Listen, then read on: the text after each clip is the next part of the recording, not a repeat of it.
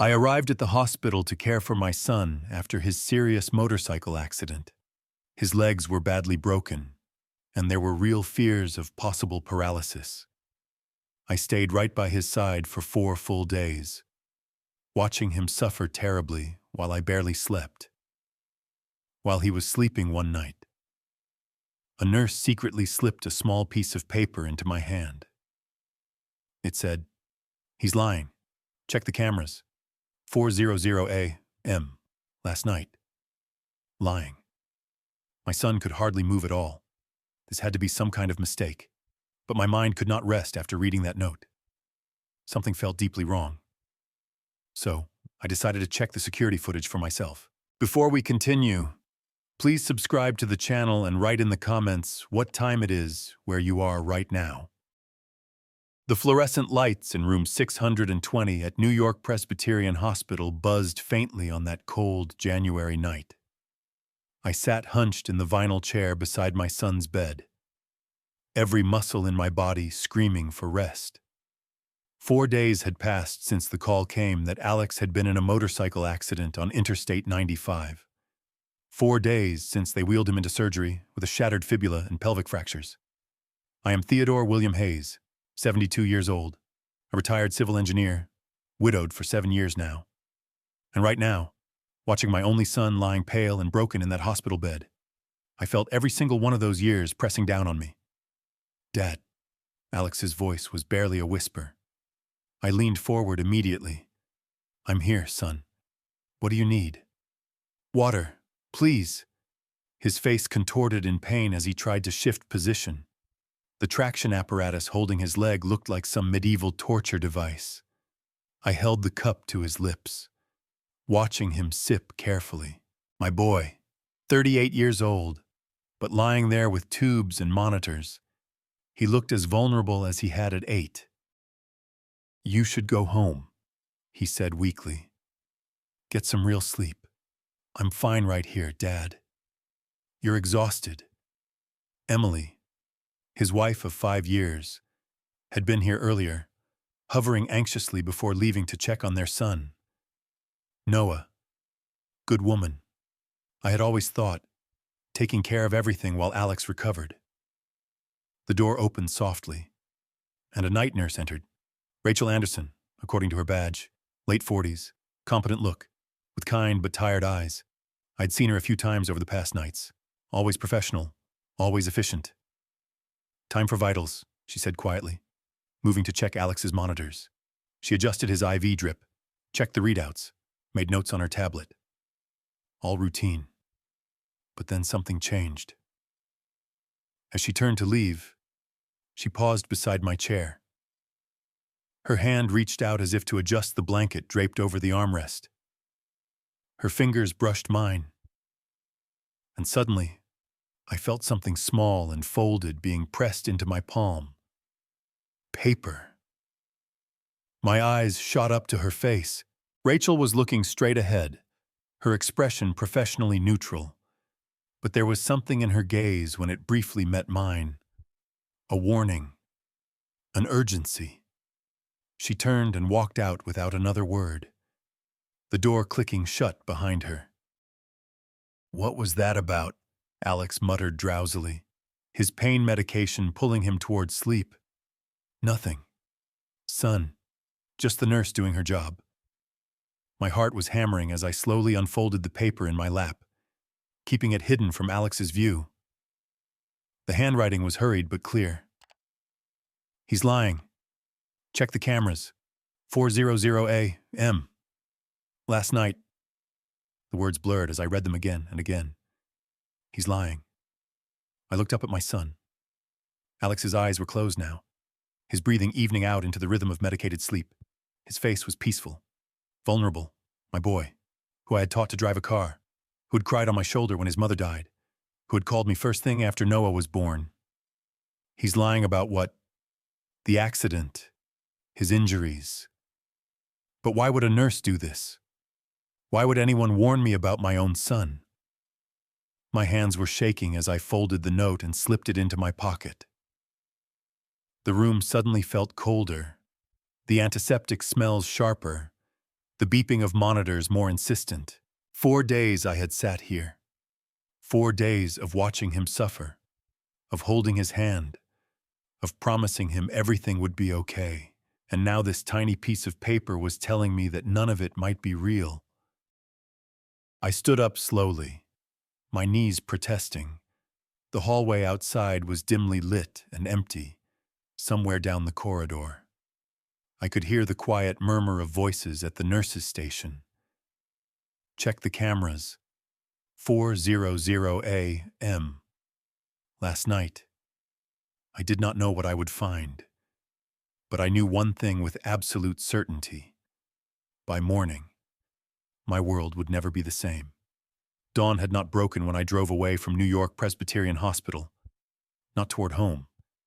I needed somewhere quiet to think, somewhere to decide whether I truly wanted the truth. The all-night diner on Broadway was nearly empty. I slid into a corner booth, a cup of black coffee cooling before me, and unfolded the crumpled note. He's lying. Check the cameras. 4:00 a.m. Last night. Rachel's handwriting stared back at me. Every word a small betrayal. My son. My only child. The boy who at 12 years old had sworn with his hand over his heart. Dad, I'll never lie to you ever. Memories surfaced without warning. Alex angling his phone away whenever I entered the room. Emily mentioning too casually how much the house must be worth now. The way he winced dramatically for visitors, yet seemed more comfortable when it was just us. I had ignored it all, telling myself grief and exhaustion were making me paranoid, seeing shadows where none existed. The coffee tasted like ash. I need to know. The thought came cold and certain. Whatever it costs, I need to know who my son really is. I pulled out my phone and scrolled to a name I had not called in years. Benjamin Clark. We had worked together in the 80s before he left engineering to become a private investigator. Christmas cards and occasional emails had kept us friendly, but this was different. He answered on the third ring. Theodore Hayes. Been a while. Benjamin. I said, I need your help. There was a pause. What kind of help? It is my son Alex. Motorcycle accident. He's in the hospital, but I think he may be lying about his injuries. Silence, then. That is serious. Ted, what makes you think that? A nurse slipped me a note, told me to check the security footage from his room. 4 a.m. Hospital cameras are not easy to access, Benjamin said carefully. And once you see something, you cannot unsee it. Are you sure? I have to know, I said, even if it destroys me. Another pause. All right. Give me 4 hours. I will get you access. Thank you. Do not thank me yet. You might regret this. The call ended. I sat there nursing cold coffee as dawn crept across the diner windows. Then I drove back to the hospital parking lot and waited in my car with my laptop balanced on my knees. Morning shift. Alex would be waking, probably calling for Emily, probably wondering where I had gone. Dad, I'll never lie to you. 8-year-old Alex gap-toothed in earnest, making that promise after sneaking cookies before dinner. At 10:30, my phone buzzed. Benjamin link attached. Watch it alone. Call me after. One click. That was all it would take. My finger hovered. My heart hammered. The parking lot was empty. No one could see me. Some truth once known can never be unknown. But I was already past the point of return. I stared at the dark screen, hearing my pulse in my ears. Thinking of hospital halls, of trust built over decades, of how love makes liars invisible, I wished briefly to turn the engine on and drive away forever. But the engine stayed silent, waiting for me to choose truth over fear. I clicked the link. The screen flickered, then showed a grainy overhead view of room 620. The timestamp read 4:02 a.m. My hand shook as I moved toward play. The screen flickered to life, and my world began to collapse. Black and white overhead view. Room 620 recorded by a ceiling-mounted camera. The timestamp glowed faintly in the corner. 4 a.m. I watched myself on the screen, hunched, exhausted, shuffling out the room. Theodore Hayes, still believing his son was in unbearable pain. A fool. The door closed. Silence filled the room. For several minutes, nothing happened. Alex lay still, the traction frame casting thin skeletal shadows along the wall. Then at 4:03, his eyes snapped open. Not slowly, not painfully, just open, sharp, alert. He turned his head left, then right, listening, making sure he was alone. At 4:05, he sat up. No groan, no hesitation. He pushed himself upright smoothly, easily like a man who had never been injured. Both legs, the supposedly paralyzed left, the shattered right fibula, swung over the side of the bed. No shaking, no weakness. My hands went numb on the steering wheel. He reached beneath his pillow and pulled out his phone. At 4:07, he scrolled, face relaxed, even smiling, the smile of someone comfortable, not the face of a man in agony. At 4:08, the door opened. Emily slipped inside, glancing back before closing it. She carried a large paper bag. Fast food. Even in grainy footage, I could see grease stains. At 4:10, she handed him the bag. He opened it. Burger, fries, soda, and ate. Not carefully, not gingerly. He ate like a healthy 38-year-old man. They talked while he chewed, mouths moving silently, sharing smiles. My chest tightened like a fist closing around my heart. At 4:12, Alex laughed. He threw his head back carefree. Emily sat on the edge of the bed, the same bed I had been terrified to touch. And they kept talking. Easy, intimate, conspiratorial. At 4:15, he clapped her shoulder. She stood, gathering the trash, erasing evidence. She leaned down, kissed his forehead quick and efficient, and left. Alex lay back, tucked his phone under the pillow, pulled the blanket up, and closed his eyes. Within seconds, he looked exactly as he had before, broken, helpless, suffering, asleep. The video ended at 4:18 a.m. I stared at the black screen, my reflection faint and hollow. I looked ancient. He can walk. The thought came cold and factual, but my body rejected it. My hands shook. My breath came shallow. I wanted to scream, to smash the windshield, but only silence came. The suffocating quiet of betrayal. All those hours, sitting by his bed, holding his hand while he pretended to suffer, listening to him beg me not to leave. Dad, I'm scared. What if I never walk again? Lies. Every word. I closed the laptop slowly. Outside the parking lot filled with morning staff and visitors. People living ordinary lives unaware that inside this car, a father had just lost his son. Why the question echoed where my heart used to be. Why lie? Why put me through days of agony, neglecting my own health, my sleep, my grief? Emily kept mentioning how the house must be worth so much now. The memory surfaced like a body breaking water. My house, the brownstone on Beacon Hill in Boston, paid off in my name. No, but I already knew. The pieces locked together with sickening clarity. Alex at 12. Dad, I'll never lie to you. Alex at 38. A stranger wearing my son's face. The video was over, but the images burned on. I did not know why yet, but I was going to find out. I drove home in absolute silence. No radio, no music, no thoughts. Only the engine's hum and my heartbeat pounding in my ears. When the car stopped before the old brownstone, the house Anna and I had built over 50 years, a cold clarity struck me. This is what my son wants to take from me.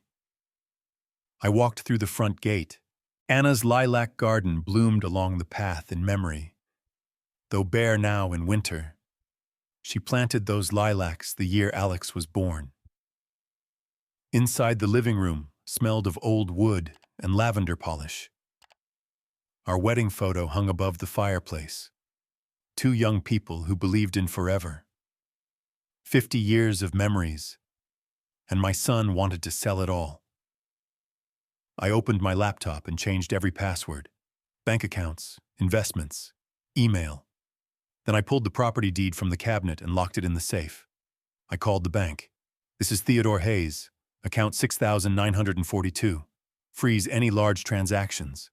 No checks over 10,000 without my direct in-person approval." The clerk hesitated. "Mr. Hayes, is everything all right?" "Just taking precautions. If he wants this house, he will have to go through my dead body first." The doorbell rang.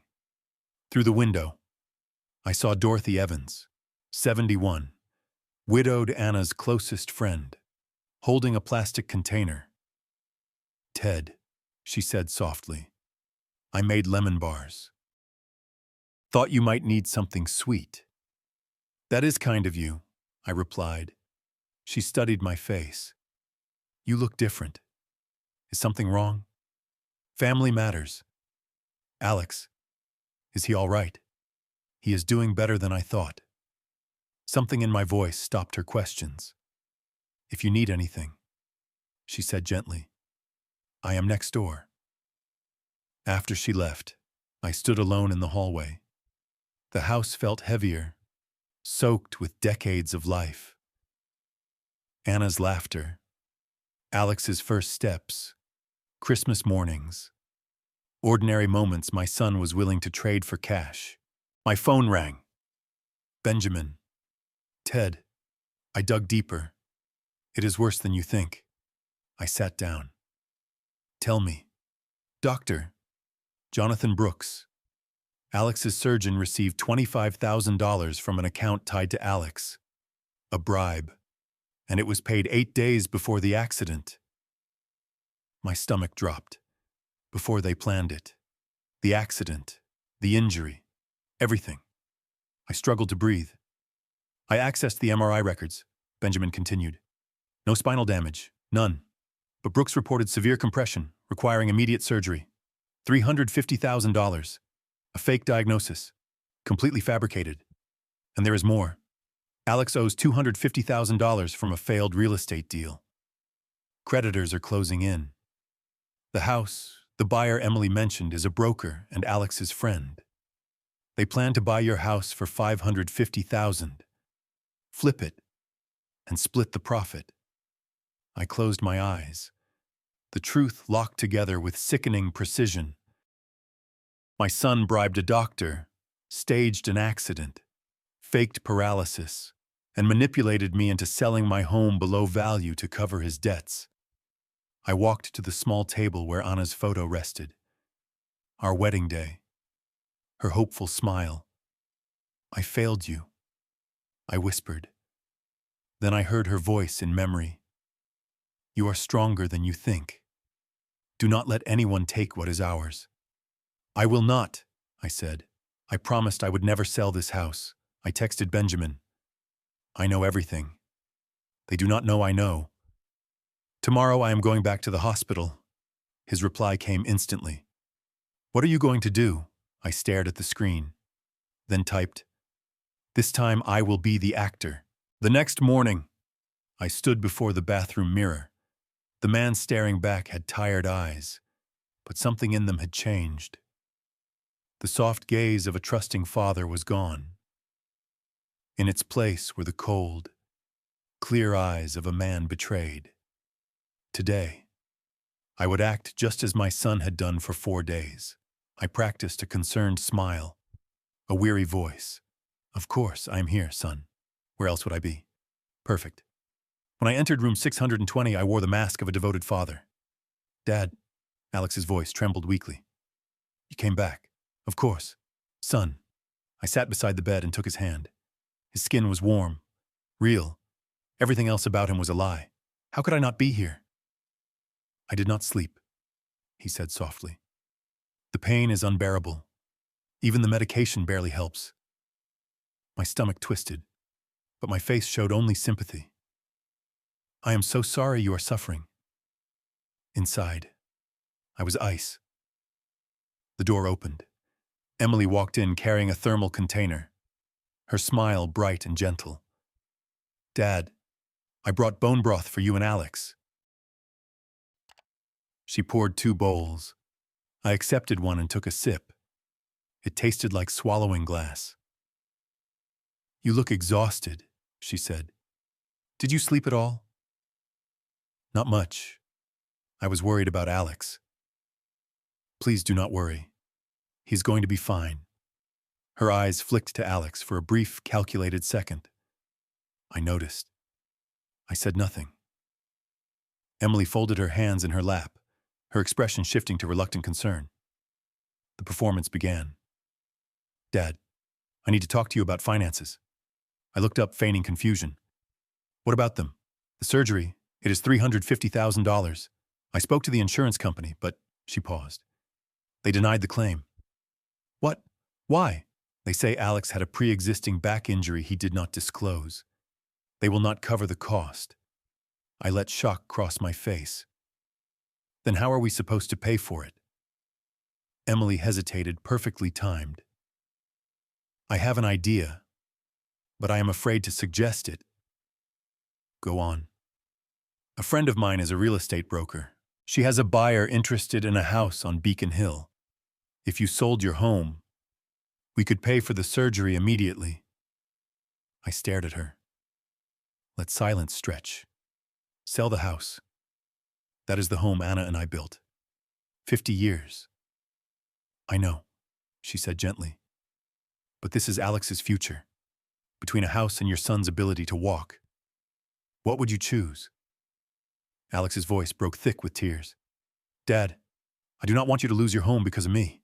He paused, then whispered, but I do not want to spend my life in a wheelchair. Please, I am scared. I looked at him. My son, crying like a seasoned actor. Inside, I wanted to scream. Outside, I squeezed his hand. Let me think about it, I said. This is a big decision. Emily nodded, relief flashing across her face. Please do not wait too long. The surgery has to happen within weeks. I stood. I will go home and consider it. In the hallway, Rachel passed with a medication cart and stopped. You saw it, she whispered. I nodded. I am sorry, she said softly. Outside, my hands shook as I unlocked the car. 38 years, and he played me perfectly. I called Benjamin. Get the evidence ready. When I looked back at the hospital, very soon, the next 2 days passed like a slow-motion nightmare. Each morning, I returned to the hospital and played the worried father. Alex and Emily kept pressing about the house, circling the subject like vultures, and I kept repeating the same words. Let me think about it. But inside, I was preparing for something entirely different. Sunday evening. I sat across from Benjamin in his office. Evidence covered his desk like a puzzle finally complete. The tablet sat ready. Video cued. A bank transfer receipt showed $25,000 sent to Dr. Jonathan Brooks. 2 MRI scans lay side by side. The real one proving no spinal damage and Brooks's falsified report claiming severe compression. Credit statements showed $250,000 in debt. And there was the contract from Emily's real estate friend, offering $550,000 for a house worth $800,000. Benjamin tapped the documents. This is enough to go to the police right now. Not yet, I said evenly. I need to hear him admit it to my face.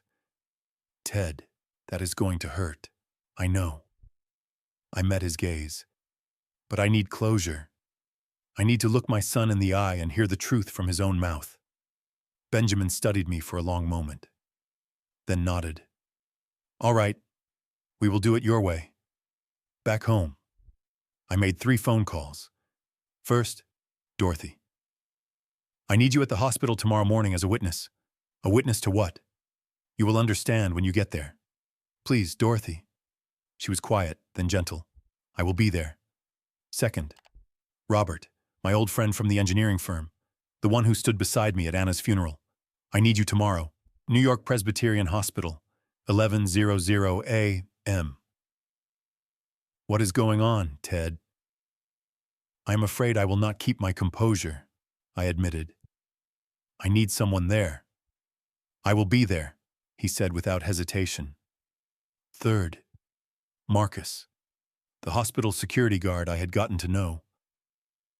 There may be some tension in room 620 tomorrow. I will stay nearby. Mr. Hayes.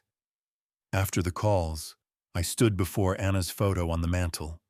Our wedding day. She wore a simple white dress. I wore my father's old suit. We had been so young, so certain of the future. I failed you, I whispered. I tried to raise our son with honesty and integrity. Somewhere I went wrong. Through the window, I could see her lilac garden bushes, heavy with winter frost. Tomorrow I will protect this house, I said softly. For you. For us. I went to bed but did not sleep. I lay staring at the ceiling as shadows moved across the plaster. Memories came without mercy. Alex at 8 wobbling on his first bike while I ran beside him. Alex at 25 graduating college as I clapped in the front row. Alex at 34 shaking my hand on his wedding day. Tears in his eyes. 38 years and tomorrow it would end. Around 5:00 a.m. I gave up on sleep. I made coffee and sat at the kitchen table watching darkness slowly retreat. At 8, I opened my closet. My hand passed everyday clothes and stopped on a black suit, the one I had worn to Anna's funeral 7 years earlier. I dressed slowly, buttoned the jacket, straightened the collar. In the mirror, the man staring back was no longer a father, just a man protecting what was his. My phone buzzed. Benjamin. Everything is ready. You sure? I typed back. I am sure. Outside, the January sun was rising pale and distant. I locked the door, walked to the car, and drove away. There was no turning back now. The hospital hallway felt quieter than usual, or perhaps my ears had gone numb. Each step toward room 620 was like wading through concrete. Benjamin walked beside me carrying a black folder stuffed with evidence. Dorothy and Robert waited near the door. At the far end of the hall, Marcus gave me a small nod. Everyone was ready. Only one question remained. Was I strong enough to finish this? I pushed the door open. Alex looked up from his bed and smiled. Dad, you are here early and dressed up. What is the occasion? Emily stood beside him, arranging flowers. Dad, we were not expecting you until... I did not smile. I walked in. Benjamin followed. Dorothy and Robert stepped into the doorway behind us. Filling the frame, Alex's smile faltered. His eyes flicked between the faces in the room. Dad, what is going on? My voice was calm, flat. You are asking what is going on. That is a good question. Emily's hands froze on the flowers. Dad, have you made a decision about the house? I have. I stepped closer to the bed. But before I tell you, I want to show you something. Benjamin placed the tablet on the rolling tray beside Alex. Alex stared at it, his face paling. What is that? This, I said, tapping the screen, is the truth. I pressed play. Black and white security footage filled the screen. The timestamp glowed. 4:03 a.m. Alex sat up in bed. No pain, no hesitation. He swung both legs over the side, stood, walked. Emily entered carrying a paper bag. Burger, fries. Alex ate, smiled, laughed. All of it while I believed he was paralyzed. The room went silent except for the hum of machines and the soft beeping of monitors. No one moved. No one spoke. The video ended. Alex's face turned white. Sweat beaded on his forehead. His mouth opened, but no words came. He looked at me, then at Emily, then back at the frozen screen. Emily cracked first. "Where did you get that?" Her voice was shrill. She stepped back, hands shaking. I turned to her slowly. "Where do you think, Dad? You do not understand. I understand perfectly." My voice was ice. "That is my son at 4:00 in the morning, after I went home exhausted from 4 days of caring for him." I pointed at the tablet. He sat up. He walked. He laughed. While I believed he might never walk again. Alex finally spoke, his voice weak. "Dad, I can explain." He would not meet my eyes. "That was just one time. The medication." "Explain what?" "Alex." My voice cracked like a whip. "Explain how you walked while telling me you were paralyzed. Explain how you ate burgers while I spoon-fed you soup. Explain." He flinched, said nothing. Emily tried again. "Dad, I am sorry." "Alex said he told you what?" I turned on her. "That I was old. Easy to fool." "No. You needed me to sell my house," I said coldly. "To cover his debts." Emily froze, her face drained of color. You know about that?" "I know everything." The door opened. "Doctor." Jonathan Brooks stepped inside, clipboard in hand. "Good morning, Mr. Hayes. I am here to check." He stopped. His eyes landed on the tablet, the face in the silence. The color left his face. I turned toward him. "Dr. Brooks, perfect timing." He stood frozen. Benjamin opened the folder. 2 MRI reports lay inside. I held them up. "One is real, one is fake." The air vanished from the room. I looked at my son, his wife, and the doctor. My voice was quiet. "Final. The game is over." 2 MRI scans lay on the table. One real, one fake. The difference was unmistakable. I pointed to the first image. "This is my son's original MRI taken January 5th, I said calmly. "No spinal injury. None at all." Then I lifted the second report. "Doctor, Brooks's diagnosis. Severe lumbar spinal compression. Immediate surgery required. Estimated cost $350,000. I looked directly at him. "These 2 documents do not match. Doctor." Brooks's face drained of color. "Mr. Hayes, I can explain." I placed the bank transfer receipt beside the reports. $25,000, I said. "Transferred from Alex's account to yours on January 2nd, 8 days before the accident." His mouth opened. No words followed. Rachel stepped forward. I reviewed the original MRI myself. There was no spinal damage. "Doctor." Brooks stood frozen, exposed. Alex broke. He covered his face and sobbed. "Dad, I am sorry. I owed so much money. I did not know what else to do. I did not have any other choice." "You had a choice. Alex." My voice cut through his crying. "You could have asked me for help. You could have told me the truth, but you chose to lie. You would not have given me the money," he cried. "You would have said I was irresponsible. You would have lectured me. So you decided to steal." The words burst out of me. "To steal my house, the home your mother and I built over 50 years. Alex collapsed inward, unable to answer. I inhaled shakily. 38 years, I said. I raised you, changed your diapers, taught you to drive, walked you to your first day of school." My voice cracked. "I thought you were my pride, but today I realize." I looked at him fully. "I do not have a son anymore.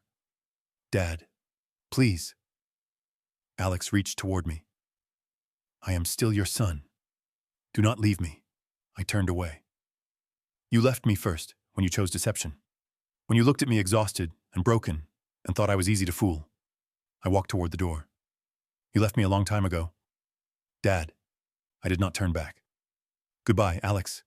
In the hallway, my legs nearly gave out. Dorothy steadied me.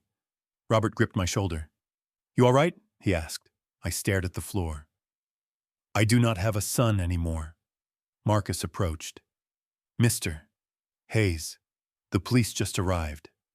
Let them handle it." 3 weeks passed in a blur. Dr. Brooks was suspended and investigated for medical fraud. Alex was questioned for attempted fraud and insurance deception. Emily disappeared. My house remained mine. I never visited Alex. Letters came every day. Apologies. Please. I did not open them. A month later, February settled over Boston. Snow covered the lilac garden outside my window. Another envelope sat on the table. Alex's handwriting. Hospital return address. I stared at it. Dorothy invited me to holiday dinner. Robert called often, and Marcus brought coffee. My grandson Noah sent a drawing that I taped to the fridge. Life moved forward slowly, painfully. I picked up the envelope, felt its weight, then set it down unopened. I had nothing left to say. Outside, snow fell quietly, covering everything in white. The house was silent, but not empty. Winter had come to Boston, and I was still here, learning to live with the choice I had made. Snow fell softly outside the window. February in Boston was always cold, but this year the chill did not reach inside the house. Dorothy sat beside me, sipping hot tea. Robert called to invite me to holiday dinner. Helen brought apple pie, and Noah, my 11-year-old grandson, still visited every weekend. I realized something important. I was not alone. Dorothy set her cup down gently. "You seem different," she said. "Lighter. I am learning to let go." She smiled. "Anna would be proud of you." I looked at Anna's photo on the mantel. I hope so. That evening, Robert called again. "Holiday is next week," he said. "Come to my place. The family wants you there." "Thank you, Robert. I will be there." There was a knock at the door. Helen stood outside holding a foil-wrapped dish. "I made apple pie," she said. "I thought you might like some." I accepted it, warmth spreading through my chest. "I am lucky to have neighbors like you." Saturday afternoon, Sophia, Alex's ex-wife, dropped Noah off. "He misses you," she said quietly. I knelt to Noah's height. "Want to go to the park?" "Yes." At the park, we walked along frozen paths. Noah kicked snow and looked up at me. "Grandpa, do you still love Dad?" I stopped. The question hung in the cold air.